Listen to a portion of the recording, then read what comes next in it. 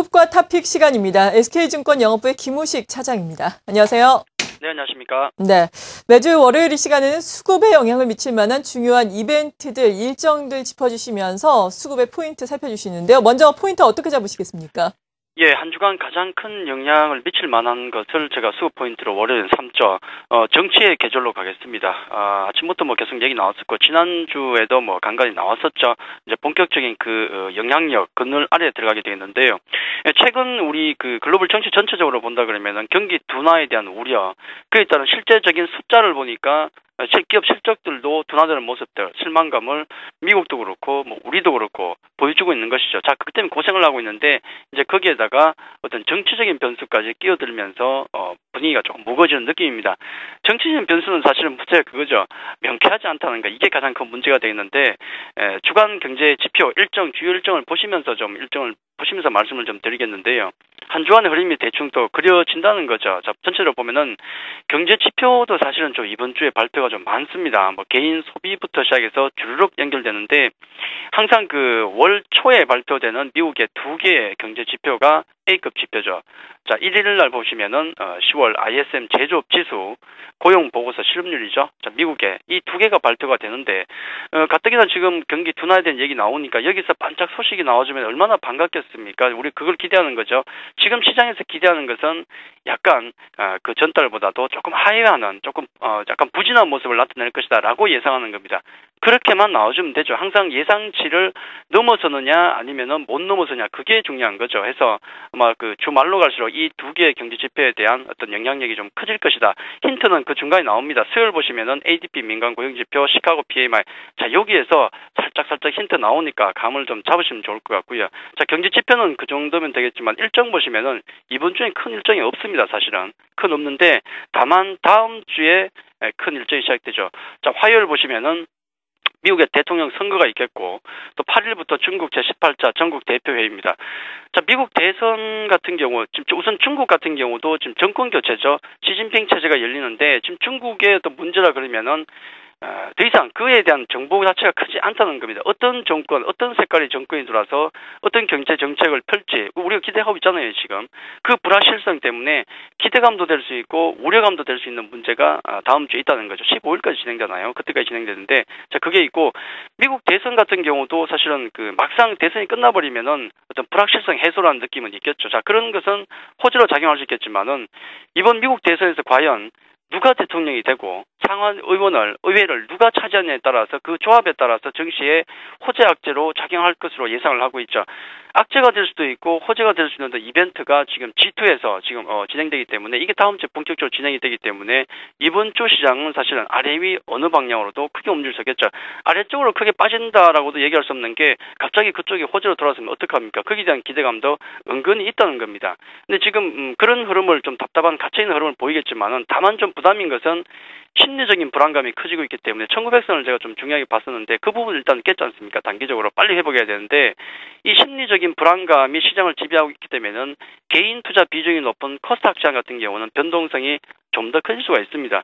오르고 내리면 문제가 아니라 이 변동성 아래의 폭이 커진다는 거죠. 그렇기 때문에는 코스닥 시장에 스트레스가 커진다는 것인데, 자, 이 부분은 이번 주까지 한번 안고 가야 될 문제가 아닌가, 그렇게 말씀을 드리겠습니다.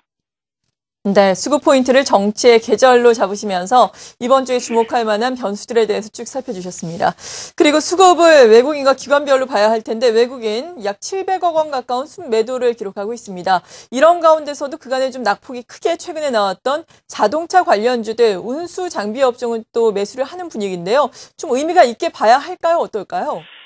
글쎄요, 자동차 업종의 매수에 대해서는 낙폭이 좀 컸으니까 들어오겠지라고 정도로 봐야 되겠고요. 외국인들 시각은 조금 약간 좀 길게 보지 않습니까? 그런 관점에서 보는 게 맞을 것 같고요. 전체적인 외국인 흐름 같은 경우는 굉장히 좀 둔화된 측면을 보여주고 있죠.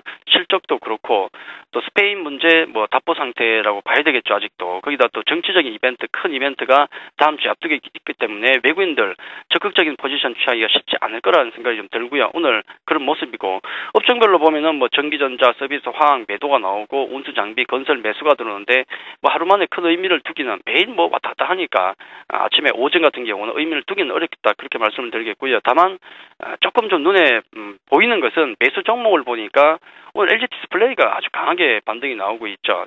반등이 아니라 뭐 최근에 계속 상승세가 이어지고 있는 종목이죠.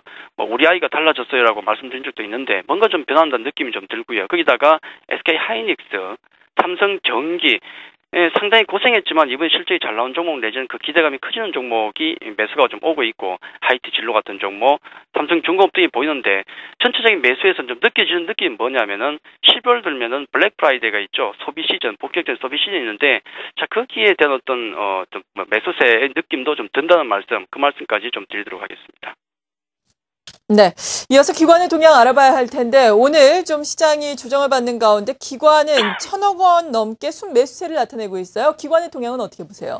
예, 기관들 같은 경우는 지금 뭐 프로그램 매수 매도도 많이 엇갈리긴 하지만은 전체적인 기관의 느낌은 혼조세입니다. 지금 상당히 혼조세를 보여주고 있어요. 왜냐하면 뭐 환매나 펀드 유입 금액 같은 경우가 최근 지수 뭐 중반 정도에서 왔다 갔다 하면서 매일 나왔다 들어갔다를 반복하고 있거든요. 해서 기관들 뭐 1,000억 매수, 그다음에 또 1,000억 매도 뭐 이런 것들은 어떤 지금은 추세적인 어떤 의미로 받아들이기는 상당히 어렵다는 말씀을 좀 드리겠고요.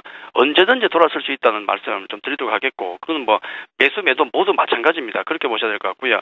오늘 그 업종 전체적으로 볼 때는 운수 장비에 대한 매도, 그다음에 유통 매도가 나오고 있지만은 전기전자, 뭐 서비스, 금융, 화학에서 매수가 들어오고 있죠. 최근에는 좀 약간 전체적인 업종에 대한 느낌도 업종별로 보기 전에 종목별로 봐야 되는데 뭔가 세분화된 느낌. 같은 업종 내에서도 매도가 있고 매수가 있거든요. 자동차 업종 매도가 나온다고 하지만 오늘 전체적으로 현대차 매수, 기아차 매도입니다. 자, 그렇게 세부적으로 갈리고 있다는 말씀을 꼭 드리고 싶고, 특히나 오늘 매수하고 있는 종목을 보니까 역시 마찬가지입니다. LG 디스플레이, 또 뭐 SK 하이닉스, 뭐 LG 전자, LG까지 LG 그룹주가 최근에 많죠. 고생했던 애들, 종목들 반등이 나오는 내지는 추세적으로 이어지는 흐름을 보인다는 게 가장 특징이 되겠고, 낙폭 컸었던 현대건설도 실적 얘기 좀 나왔었죠. 자, 그런 거 건드리니까 바로 또 매수가 들어오면서 반등이 나오고 있다. 그렇게 말씀을 드리겠습니다. 네. 그렇다면 오늘 장은 투자자들의 수급에 어떤 포인트에 맞춰서 어떤 투자 전략을 세워야 될까요? 예, 그 실적 우량주에 대한 실적은 뭐 영원한 테마입니다. 뭐 이쪽은 말할 것도 없고요. 실적 우량 개별주에 대한 어떤 추세 매매, 하락시 또 매수해주고 상승하면 또 뭐 매수 살짝 해주고 이런 추세 매매는 가능할 것 같습니다. 여전히 가능할 것 같은데 지금 중요한 것은 저도 이제 1,900포인트 같은 경우는 상당히 중요한 포인트입니다. 이게 무너지게 되면은 그냥 상징성이 아니라 전체적인 추세, 긴 추세 같은 경우가 좀 무겁게 될 수가 있기 때문에 1,900포인트에 대한 빠른 회복이 필요한 시점이다. 저는 그렇게 말씀을 좀 드리고 싶거든요.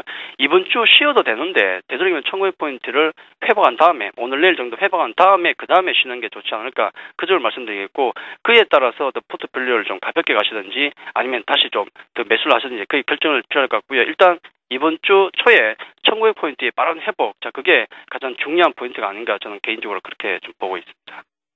네, 지금까지 SK증권 영업부의 김우식 차장이었습니다. 고맙습니다. 감사합니다.